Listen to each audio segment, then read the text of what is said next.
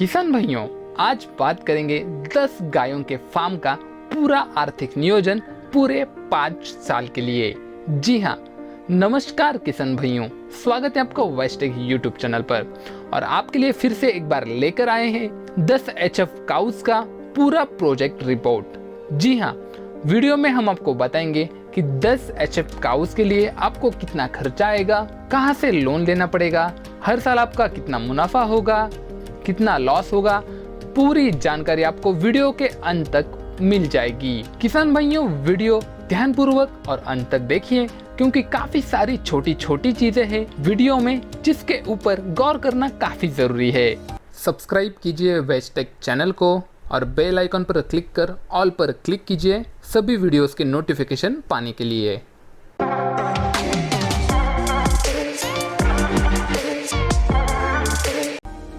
किसान भाइयों, कौन सा भी फार्म बनाते वक्त उसमें एक कैपिटल कॉस्ट लगता है। कैपिटल कॉस्ट माने ये कॉस्ट आपको एक ही बार में पे करना होता है, जैसे कि पशुओं का खरीद मूल्य, पशुओं के लिए शेड बांधना होगा उसका मूल्य, मशीनरी जैसे कि मिल्किंग मशीनरी हो गई।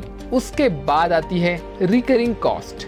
रिकरिंग कॉस्ट यानी बार बार होने वाले खर्च, जैसे कि पशुओं की खाद हो गई, उनका टीकाकरण और दवाई का खर्च। उसके बाद आती है लेबर कॉस्ट। आमतौर पर लेबर कॉस्ट निर्भर होती है फार्म के साइज पर। यहाँ पर हम 10 पशुओं ले रहे हैं तो हमको एक आदमी तो रखना ही पड़ेगा हमारे फार्म के लिए। तो बात कर लेते हैं कि कौन सी कैपिटल कॉस्ट यानी कितना इन्वेस्टमेंट आपको फर्स्ट टाइम करना होगा। तो हमारे कुल पशु है 10 और हर एक हम मान के चल रहे हैं कि आपको एक गाय मिल जाएगी लगभग 40,000 में। तो 10 गायों के हो गए 4 लाख रुपए। अब शेड बनाने के लिए हमें कैलकुलेशन करना पड़ेगा। तो 40 स्क्वायर फुट जगह लगती है एक पशु के लिए, यानी हो जाते हैं 400 स्क्वायर फीट। उसके बाद 10 छोटे बछड़ों के लिए भी हमें जगह का विचार करके शेड बनाना होगा। तो एक छोटे बछड़े के लिए 20 स्क्वायर फुट यानी लगभग 200 स्क्वायर फुट, यानी कुल मिलाकर 600 स्क्वायर फुट का हमें शेड बनाना होगा। अब 300 रुपए पर स्क्वायर फीट के हिसाब से आप कैलकुलेशन कीजिए शेड बनाने का, तो आपको उसमें लग जाते हैं 1,80,000 रुपए। जी हाँ, उसके बाद बात करते हैं भंडार कक्ष। आप जो कॉन्सेंट्रेटेड फूड लाओगे गायों के लिए, उसे रखने के लिए हम एक छोटा सा भंडार कक्ष बनाएंगे जो होगा लगभग 100 स्क्वायर फुट का, और 200 स्क्वायर फुट के हिसाब से उसका हो जाता है लगभग 20,000 रुपए। आप शेड में विद्युतीकरण करोगे, उस सब का खर्चा आएगा लगभग 8,000 रुपए। अब पानी की सुविधा के लिए आपको लगेंगे लगभग 6,000 लीटर की क्षमता वाला। तो उसके पूरे अरेंजमेंट के लिए हमने 1 लाख रुपए पकड़े हैं। ये कुछ ज्यादा है क्योंकि इसमें कई सारी आपकी और भी बाकी की चीजें शामिल हो जाएगी। उसके बाद मिल्किंग मशीन के लिए और चाफ कटर के लिए हमने 1 लाख रुपए पकड़े हैं, यानी कुल मिलाकर कैपिटल कॉस्ट आपको लग जाती है 8,08,000 रुपए। बात करें अगर रिकरिंग कॉस्ट यानी बार बार होने वाले खर्च के बारे में, तो बीमा प्रीमियम आप 4.5% पकड़िए। गाय के लिए लगभग 3,150 रुपए, तो वो हो गए 31,500 रुपए। उसके बाद मूल्य ह्रास हम काउंट करेंगे। पूरे 5 साल में इमारत पर आपको लगभग 16,000 रुपए का मूल्य ह्रास हो जाएगा। मशीनरी पर लगभग 34,000 का 20% से। दवाई और डॉक्टर का खर्च आप पकड़ोगे लगभग 10,000 रुपए। बिजली शुल्क प्रति माह 500 रुपए पकड़ेंगे तो वो 1 साल के हो जाते हैं लगभग 6,000 रुपए। और इतर खर्च आप मान के चलिए लगभग 10,000 रुपए के आसपास। यानी आपकी टोटल रिकरिंग कॉस्ट यानी बार बार होने वाले खर्च है हर साल के लिए 1,07,900 रुपए। याद रखिएगा, इसमें चारे की कीमत शामिल की हुई नहीं है। अब बात करते हैं फीडिंग कॉस्ट यानी चारे की लागत। मान लीजिए कॉन्सेंट्रेटेड फॉडर जो है वो 20 रुपए प्रति किलो मिल रहा है, हरा चारा 1 रुपया प्रति किलो और सूखा चारा 4 रुपए प्रति किलो। दिन में आपको कॉन्सेंट्रेटेड फॉडर लगता है लगभग 4.5 किलो, हरा चारा 20 किलो और सूखा चारा 4 किलो। यानी कॉन्सेंट्रेटेड फॉडर का पूरा खर्च आ जाता है 90 रुपए। हरा चारा हम घर पे ही उगाएंगे तो उसकी कोई कॉस्ट हमें नहीं लगने वाली है। उसके बाद सूखे चारे का आ जाता है लगभग 16 रुपए। यानी दूध देने की अवधि में एक दिन में आपको 106 रुपए कॉस्ट लगने वाली है, और न दूध देने वाले दिन में आप जैसे स्क्रीन पर देख पा रहे हो लगभग 50 रुपए प्रतिदिन की कॉस्टिंग आ रही है।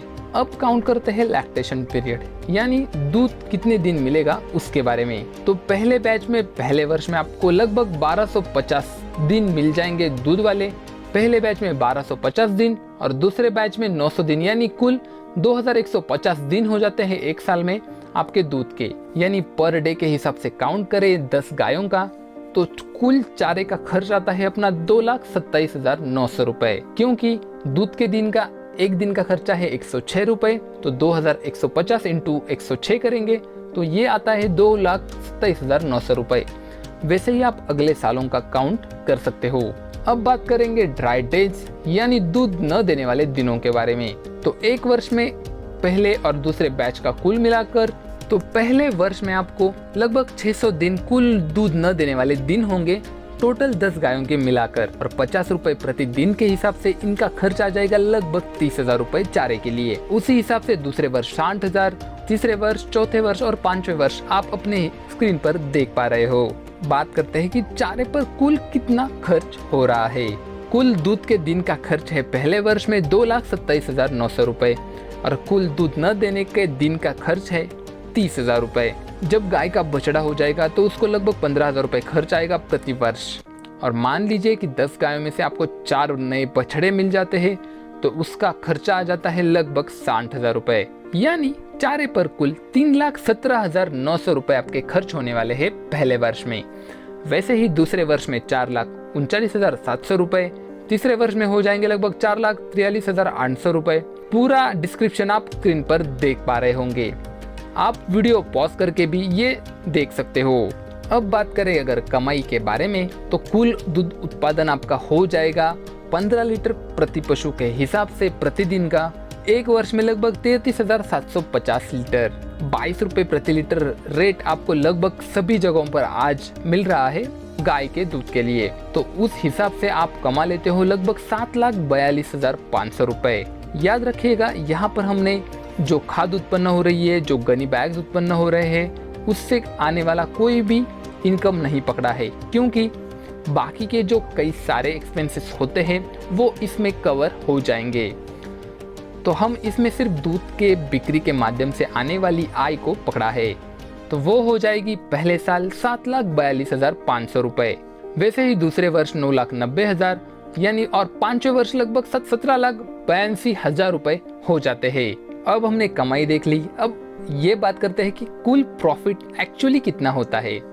जैसे कि मैंने बताया, हमने बैंक से लोन लेंगे, जिसमें से 75% आपके प्रोजेक्ट का आपको लोन मिलेगा। इंटरेस्ट रेट रहेगा 12% का, और पेबैक पीरियड रहेगा 5 साल का। यानी अपनी जो कैपिटल कॉस्ट है वो आई थी लगभग 9,08,000 रुपए। बैंक से हमने लोन लिया है 7,50,000 का।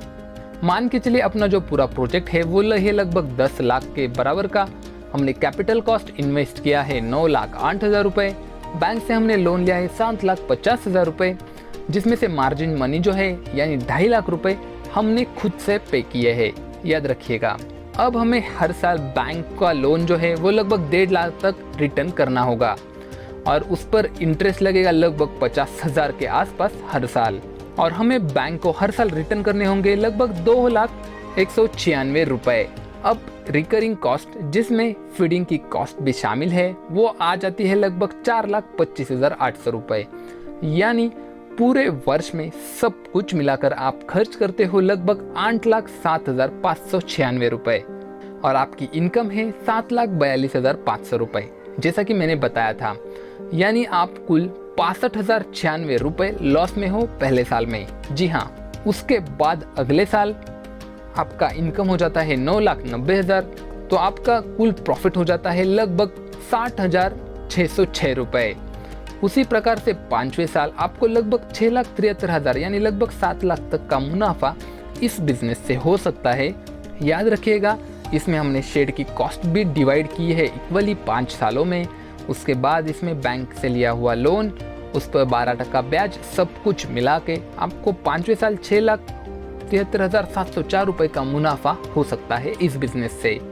तो किसान भाइयों, इसी प्रकार से आप कितने गायों का फार्म बनाने वाले हो, उस हिसाब से आप अपना बजट निकाल कर इस बिजनेस के लिए शुरुआत कर सकते हो। अगर अब भी आपके मन में कोई भी सवाल है तो आप नीचे कमेंट्स में हमें पूछ सकते हो। वीडियो देखने के लिए धन्यवाद।